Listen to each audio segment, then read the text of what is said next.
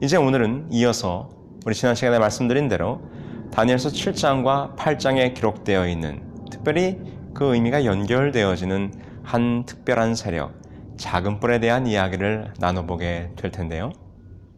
이 부분까지는 다니엘서 2장에서 느부갓네살 왕에게 공개되었던 정치적 국면의 세계사 대요와 흡사했으나, 이제 이 부분 이후에 다니엘서 7장 8절부터는 선지자인 다니엘에게만 공개되는 특별한 종교적 국면으로 이 예언이 이루어지고 있음을 보게 됩니다.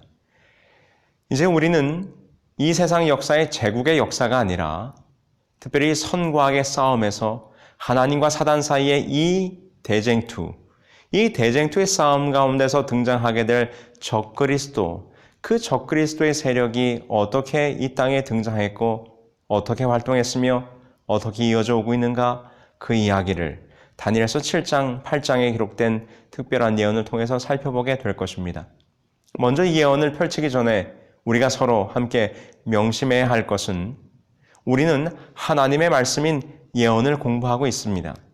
과거에 있었던 역사적 사실들을 객관적으로 하나님의 말씀과 비교하며 살펴보고 있다는 것입니다. 그러므로 어떤 개인적인 편견이나 선입관을 갖지 말고 성경에 기록된 예언과 그리고 실제 일어났던 역사를, 그 객관적인 사료들을 비교하면서 있는 그대로 분명하게 우리가 받아들이며, 우리는 그 말씀 속에서 배울 것은 배우고 또 반성해야 될 것은 반성하면서 하나님의 참 진리가 무엇인가를 찾아가는 과정 속에 함께하고 있음을 여러분들이 기억하셔야 할 것입니다. 그래서 이제부터 함께 나누는 특별한 예언의 말씀을 여러분 공부하실 때 정말 기도하는 마음으로, 열린 마음으로 이 예언의 말씀들을 함께 보신다면 여러분들의 신앙과 진리를 찾아가는 그 발걸음에 큰 유익이 되시리라 확신합니다. 자, 그러면 그 이야기를 본격적으로 한번 나눠보실까요? 작은 뿔에 대한 이야기입니다. 다니엘서 7장 8절에서는 다음과 같이 한 특별한 세력이 등장할 것을 우리들에게 예언하고 있어요. 함께 보시죠. 내가 그 뿔을 유심히 보는 중에 다른 작은 뿔이 그 사이에서 나더니 첫 번째 뿔 중 셋이 그 앞에서 뿌리까지 뽑혔으며, 이 작은 뿔에는 사람의 눈 같은 눈들이 있고 또 입이 있어 큰 말을 하였더라. 우리가 다니엘서 7장을 살펴볼 때 네 번째 짐승은 그 머리에 10개의 뿔이 돋아나 있었는데, 그 10개의 뿔 가운데서 갑자기 한 작은 뿔이 돋아나더라는 것입니다. 그러면서 이 뿔이 다음과 같은 일들을 벌이게 될 것인데, 다니엘서 7장 20절에 구현해서 다니엘이 설명하죠. 또 그것의 머리에는 10뿔이 있고 그 외에 또 다른 뿔이 나오매 새 뿔이 그 앞에서 빠졌으며, 그 뿔에는 눈도 있고 큰 말을 하는 입도 있고 그 모양이 그의 동류보다 커 보이더라. 자, 이제 우리는 이것을, 그 나타남의 모양을 그대로 묘사하여 한 작은 뿔, 그래서 우리는 작은 뿔이 돋아나는 이 뿔을 우리가 이제부터는 작은 뿔이라고 부를 것입니다. 네 번째 짐승 로마 제국, 그 머리에 있었던 10뿔은 로마 제국 이후에 분열된 나라를 의미하는 것인데, 바로 그 로마 제국의 토대에 또 다른 한 작은 뿔이 돋아날 것을 이야기합니다. 우리가 다니엘서 7장 8절과 20절의 말씀을 통해서 볼 때 이 작은 뿔은 다음과 같은 몇 가지의 특징을 우리들에게 보여주고 있어요. 첫 번째로, 이 작은 뿔은 10뿔로 나누어진 후에 등장합니다. 이것은 로마 제국의 분열 이후에 이 역사의 무대 가운데 크게 도드라지게 나타날 것을 보여주고 있는 것이죠. 그런데 이 작은 뿔은 기존에 있던 10뿔과는 다르다라고 말합니다. 우리가 지금까지 살펴본 것처럼 이 10뿔은 10왕이요. 그러므로 정치적인 세력을 가진 10왕이 등장했었는데, 이번에 등장하는 작은 뿔은 기존에 있었던 뿔과는 그 모양이 달랐다고 하는 것입니다. 정치적인 세력이 아니라 다른 파워를 가진 세력임을 우리는 보게 되는 것이죠. 세 번째로, 이 작은 뿔이 돋아나자마자 기존에 있던 10개의 뿔 가운데 3개의 뿔을 뽑아 버렸다는 것입니다. 그것은 3개의 왕권이 축출됐다는 이야기인데, 바로 이 정치적인 힘을 가진 왕권을 뽑아낼 만큼 뭐랄까요? 전쟁을 수행할 수 있는 군사적인 어떤 정치적인 힘까지 가지고 있음을 우리들에게 보여주고 있는 것입니다. 네 번째로는 사람 같은 눈이 있어요. 지혜 혹은 지성을 가진 어떤 세력이라고 하는 것이죠. 다섯 번째는 다니엘이 말하기를 동류들보다 더 커 보이더라. 다시 말해서 다른 열국들보다 더 크고 막강한 힘을 가진 세력으로서 이 땅에 등장할 것을 우리들에게 보여주고 있는 것입니다. 앞으로 우리는 몇 시간에 걸쳐서 이 작은 뿔의 세력이 과연 역사 속에서 어떠한 세력이었는가, 그리고 이 작은 뿔이 하는 일들을 살펴보면서 하나하나 역사와 성경의 예언을 비교하여 살펴볼 것입니다. 자, 그렇다면 이 로마의 멸망 후에 유럽에 등장할 뭔가 다른 힘을 가진 이 세력, 이제 역사의 기록들을 살펴보면서 객관적인 시각을 가지고 우리 함께 살펴보아야 할 것입니다. 자, 그렇다면 이 작은 뿔은 언제 돋아난다고 했습니까? 우리가 하나하나 이제 살펴보십시다. 다니엘서 7장 8절에 이 다른 작은 뿔이 그 사이에서 나더니, 7장 20절에도 그 머리에는 10뿔이 있고 그 외에 또 다른 뿔이 나온다라고 기록하면서 7장 24절에는 그 후에 또 하나가 일어나리니 그는 먼저 있던 자와 다르고라고 설명합니다. 다시 말해서 이 작은 뿔이 역사의 무대 가운데로 주목받으며 등장하게 될 시기는 로마가 멸망한 이후에 도단한 10뿔, 그 도단한 10뿔 이후에 그 뒤를 이어서 이 작은 뿔 세력이 등장할 것을 우리들에게 보여주고 있는 것이죠. 그래서 다니엘서 7장에서는 바로 이 네 짐승과 함께 네 번째 짐승에 도단한 10개의 뿔, 그리고 그 10개의 뿔 이후에 다른 동류들과는 다르고 더 힘이 강력해 보이는 작은 뿔이 도단할 것을 보여주면서 분명하게 로마 제국 이후에 이 역사의 무대 가운데 큰 세력을 가지고 등장할 이 작은 뿔의 모습을 우리들에게 설명해 주고 있어요. 자, 그럼 이번엔 8장으로 한번 가보시죠. 8장에서도 한 작은 뿔이 등장하게 됩니다. 다니엘서 8장 8절로 9절입니다. 수렴소가 스스로 심히 강대하여 가더니 강성할 때에 그 큰 뿔이 꺾이고 그 대신에 현저한 뿔 넷이 하늘 사방을 향하여 났더라. 그 중 한 뿔에서 또 작은 뿔 하나가 나서 남쪽과 동쪽과 또 영화로운 땅을 향하여 심히 커지더니 라고 기록합니다. 다니엘서 8장에서는 조금 다르게 이 작은 뿔이 등장할 것을 설명하면서 이 작은 뿔의 또 다른 특징을 우리들에게 보여주는데, 지금 다니엘서 8장 8절로 9절에 보니까 작은 뿔이 어디에서 나요? 헬라 제국 그리스가 4개의 나라로 분열된 다음에 그중 한 뿔에서 작은 뿔 하나가 났다라고 기록하고 있습니다. 근데 여기서 우리는 이 한글 번역 성경의 해석을 조금 잘 이해하셔야 돼요. 현저한 뿔 넷이 하늘 사방을 향하여 난 뒤에 그중 한 뿔에서 났다고 한글 성경은 기록하고 있습니다. 그러나 이 히브리어의 문법을 좀 엄밀히 살펴보면 그중 하나라는 표현에서 그 어느 것들, 다시 말해서 기존에 났던 4뿔 가운데서 하나가 돋아났다라고 표현하기는 조금 애매한 부분이 있고요.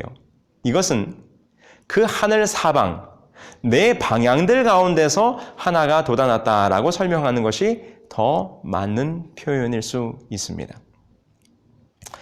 그래서요, 이 많은 성경학자들이 이 다니엘서 8장을 해석하면서 그 중에 한 뿔에서 이 작은 뿔이 나왔고, 이 작은 뿔이 나중에는 지극히 높으신 자를 대적하며 하나님을 대적하는 적그리스도로 등장하게 되는데, 그 중 한 뿔에서 작은 뿔이 나왔다고 해석을 해서 바로 이 작은 뿔을 북쪽의 시리아를 차지했던 셀주쿠츠 왕조의 8번째 왕이었던 바로 기원전 2세기경에 유대인을 핍박하고 예루살렘 성전을 짓밟았던 안티오쿠스 에피파네스라고 적용하여 주장합니다. 그런데 여기엔 조금 문제가 있어요. 왜 그런가 하면 다니엘서 8장을 여러분들이 앞으로 연구해 보시다 보면 이 작은 뿔의 역할이 과거에 한 번에 있었던 예루살렘 성소를 더럽게 했던 그 사건으로 끝나는 것이 아닙니다.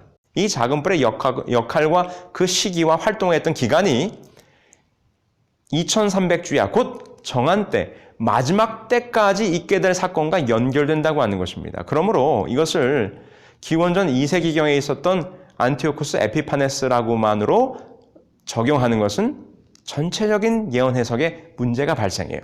그러므로 이것은 안티오쿠스 에피파네스가 아니라 마지막 때 정한 때가 있을 때까지 계속해서 이 땅에 등장해서 하나님을 대적할 또 다른 세력으로 우리는 보아야 한다는 것입니다. 그럼 다시 한번 다니엘서 8장으로 넘어와서 그 하늘 사방 가운데서 한 방향에서 돋아난 작은 뿔. 근데 이것이 점점 커져요. 그러더니 남쪽과 동쪽과 그리고 영화로운 땅까지 이 뿔이 커지는 모습을 보여주게 됩니다. 이것은 사실은 로마 제국의 등장을 의미하는 거예요. 남편과 동편으로 성장했다는 말은 기원전 30년 악티움 전투에서 옥타비안이 이집트의 안토니오와 클레오파트라의 연합 세력을 꺾고 이집트와 에디오피아를 로마가 점령한 사건을 말하는 것이고, 동쪽은 어디일까요? 기원전 168년 3차 마게도니아 전쟁에서 마케도니아 왕국을 정복한 것입니다. 바로 이 이탈리아를 기준으로 남쪽과 동편으로 이 작은 뿔이 자라나는 것이죠. 다시 말해서 숫염소가 4개의 뿔로 나눠진 이후에 그리스, 그 다음으로 한 방향에서 돋아난 이 작은 뿔이 온 세상을 점령할 것을, 곧 이것은 로마 제국의 등장을 의미합니다.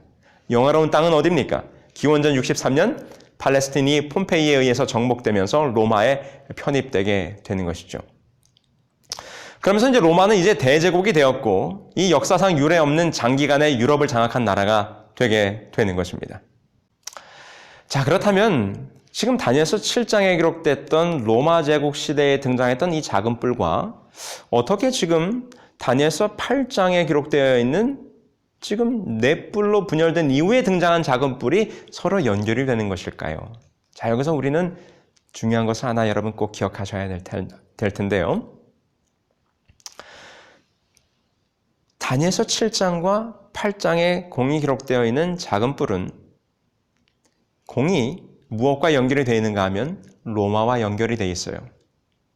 7장과 8장의 작은 뿔이 등장하는 장면을 통해서 우리가 알 수 있는 한 가지 분명한 사실은 7장에서는 로마로 상징된 네 번째 짐승의 머리에서 돋아났다고 하는 것입니다. 바로 로마를 토대로 이 세력이 등장한 것을 보여주고 있는 것이죠.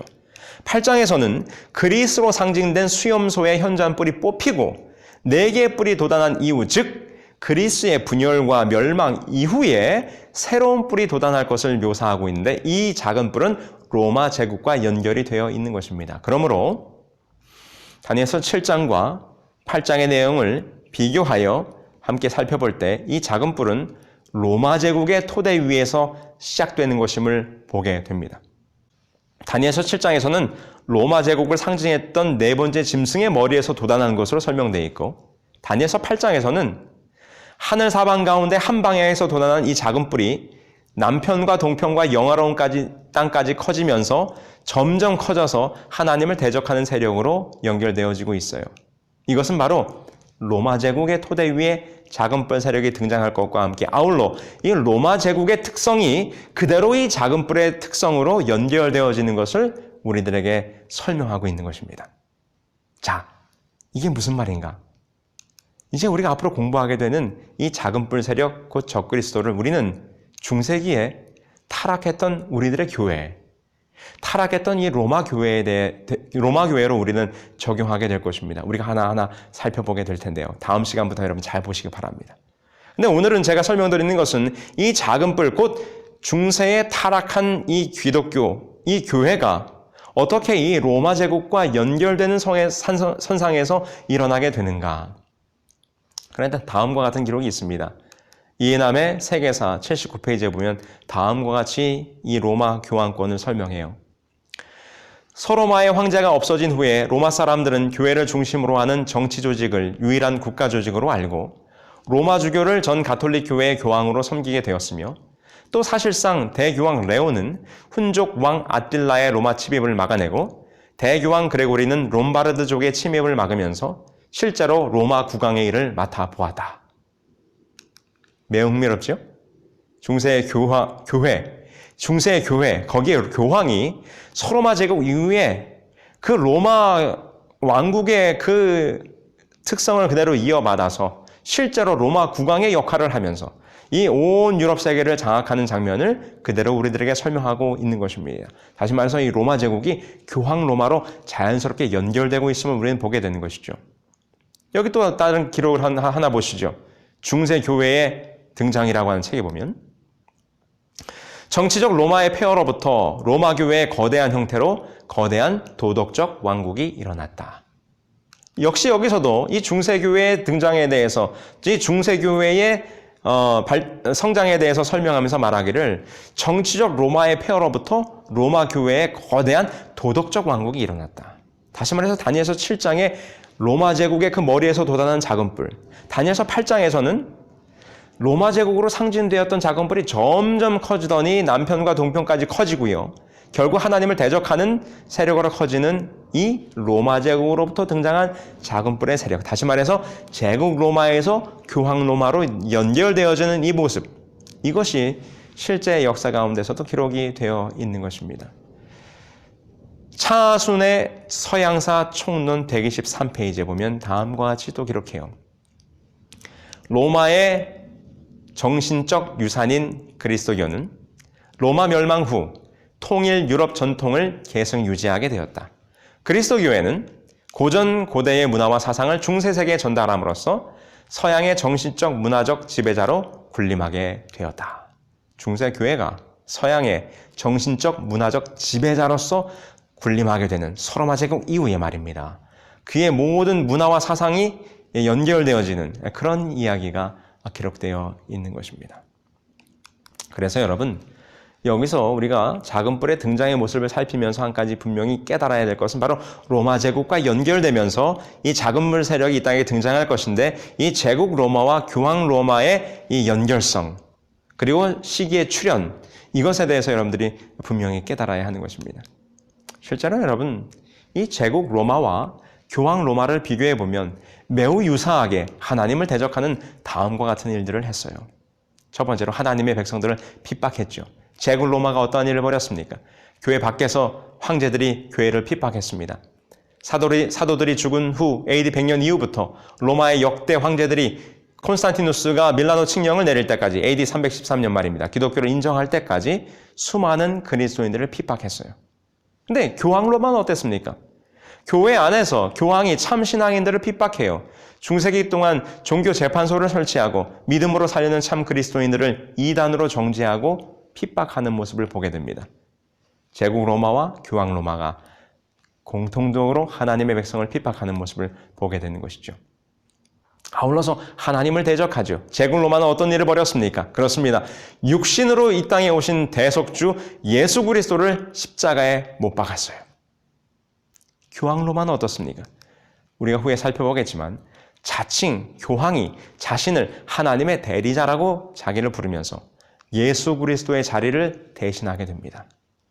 바로 역시 제국 로마와 교황 로마가 예수 그리스도를 대적하는 모습을 보게 되는 것이죠. 그리고 제국 로마와 교황 로마가 공히 하나님의 성소를 헐어버리게 돼요. 제국 로마는 AD 70년 지상 성소 곧 예루살렘 성전을 완전히 파괴하게 됩니다. 교황 로마는 어떻습니까? 성소에서 매일 드리는 제사를 제해버림으로써 바로 이 성소 속에 담겨져 있는 놀라운 구속의 경륜, 구속의 계획의 의미를 완전히 왜곡시키고 변질시켰어요. 영적인 성소의 메시지들, 영적인 성소의 기별들을 막아버리고 변질시켰다는 것입니다. 공이 하나님의 성소를 공격하게 된 것이죠. 또 어떻게 됐습니까? 진리를 땅에 던질 것이라고 예언했는데 제국 로마는 밀라노 칙령 이후에 교회 안에 이 이교의 풍습이 들어오도록 해서 순수한 기독교가 이교의 풍습으로 젖어들어서 온갖 이교의 풍습들이 교회 안에 토착화되게 되는 그런 역할을 하게 됐어요. 이것이 그대로 중세 교황 로마로 연결되는 것이죠. 그래서 이 교황 로마는 중세기 동안 여러 차례의 종교회의를 거치면서 성경의 진리를 가려버리고 비성서적 교리들을 제정해서 바로 제국 로마가 교회 안으로 끌어들였던 그 이교도의 풍습과 간습들이 교회 안에 고착화되도록, 그것을 아예 교회의 법으로 만들어서 강행하도록 그런 일을 벌였다는 것입니다.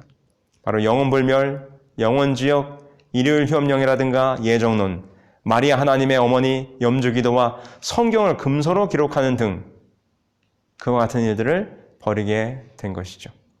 이것이 바로 다니엘서 7장과 8장에 기록된 로마 제국 이후에 등장할 작은 뿔, 다니엘서 8장에서는 그 로마 제국과 연결되어져서 등장하게 될 그 작은 뿔, 공이 다 로마 제국을 토대로 하여 등장하게 될 또 다른 세력에 대해서 오늘 우리는 잠깐 살펴보았습니다. 그 시기와 출현이 바로 이 로마 제국을 기점으로 이 땅에 등장했음을 우리는 분명히 보게 되는 것이죠. 자, 이제부터 매우 흥미롭고 매우 중요한 말씀들이 펼쳐지게 될 것입니다. 그 뒤에 이제 작은 뿔이 어떠한 일들을 벌이게 될지를 다니엘서 7장과 8장에서 보여주고 있는데 우리가 그것은 다음 시간에 계속해서 함께 살펴보도록 하겠습니다. 여러분 기도하는 마음으로 이 예언의 말씀을 살피시고 어떻게 하나님을 대적하는 적그리스도가 이 땅에 등장해서 오히려 하나님의 성소를 허물고 하나님의 백성들을 괴롭게 하고 하나님을 대적했는지 그 이야기를 함께 다음 시간에 살펴보도록 하겠습니다. 네, 우리 새벽 성소학교 형제자매 여러분, 오늘 하루 우리는 어떻게 이 하루를 살아가야 하겠습니까? 사단은 이와 같이 할 수만 있으면 하나님의 진리를 왜곡하고 변질시켜 오늘도 우는 사자와 같이 우리들을 집어삼키려고 하고 있습니다. 우리가 이럴 때일수록 하나님의 말씀과 예언을 더 깊이 연구해야 해요. 이 예언의 말씀의 성취와 그 말씀을 깊이 연구하면 할수록 우리들의 믿음이 더욱더 굳건해지고 반석 위에 서게 되는 것입니다. 우리 새벽성서학교 모든 가족 여러분들 모두가 이 새벽성서학교의 과정을 통해서 예언을 연구함으로 오늘도 하나님의 말씀의 확신 속에서 승리하는 저와 여러분들이 되기를 간절히 소망합니다. 함께 기도하시겠습니다. 하늘에 계신 저희들의 아버지 하나님, 오늘도 예언의 말씀을 통하여 우리 다니엘서 7장과 8장에 등장하는 작은 뿔의 세력을 함께 살펴보았습니다. 오늘도 사단은 우리들의 마음속에 진리를 어둡게 하기 위해서 애를 쓰고 있지만 우리가 이렇게 예언의 말씀을 함께 연구함으로 하나님의 말씀을 분명히 해석하고 그 예언된 성취의 모든 내용들을 살펴보면서 우리들의 믿음이 자라고 더욱더 확고해질 수 있도록 인도해 주시옵소서.